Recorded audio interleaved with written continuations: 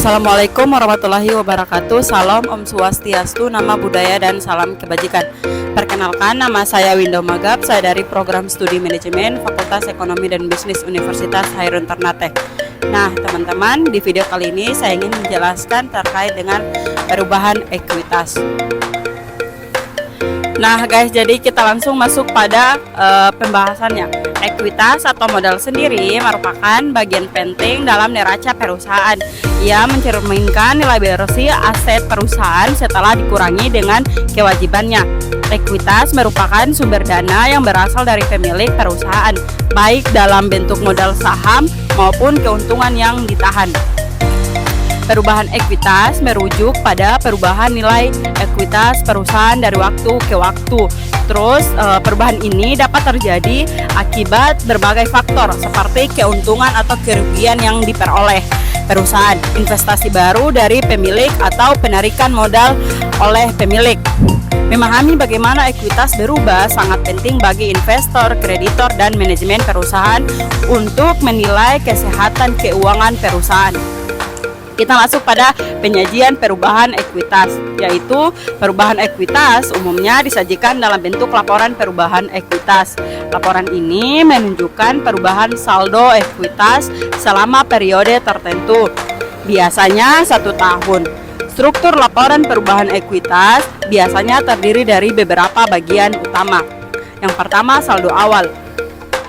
Saldo awal ekuitas. Laporan dimulai dengan saldo ekuitas pada awal periode. Ini merupakan titik awal untuk melacak perubahan ekuitas selama periode tersebut. Saldo awal ekuitas biasanya terdiri dari modal saham dan laba ditahan pada awal periode. Kita masuk pada yang kedua, penambahan ekuitas. Bagian ini mencakup semua transaksi yang meningkatkan nilai ekuitas. Beberapa contohnya adalah yang pertama, laba bersih. Keuntungan yang dihasilkan perusahaan selama periode tersebut, laba bersih yang diperoleh ditambahkan ke saldo laba ditahan. Terus yang kedua, penyertaan modal. Uang yang diinvestasikan oleh pemilik perusahaan, penyertaan modal ini akan menambah saldo modal saham.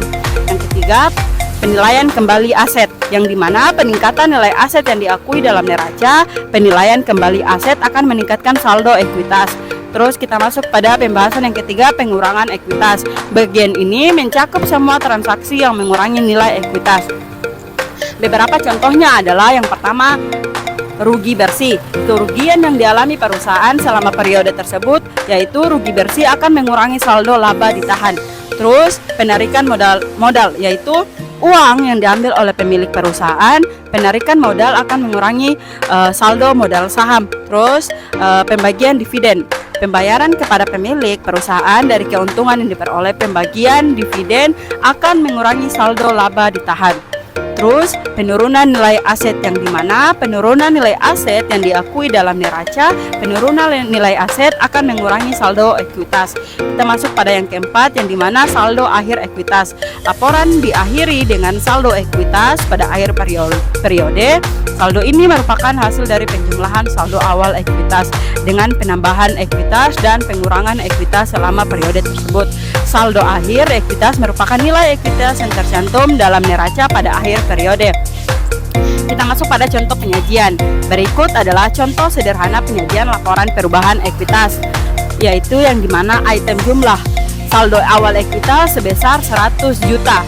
Terus penambahan ekuitas laba bersih sebesar 50 juta.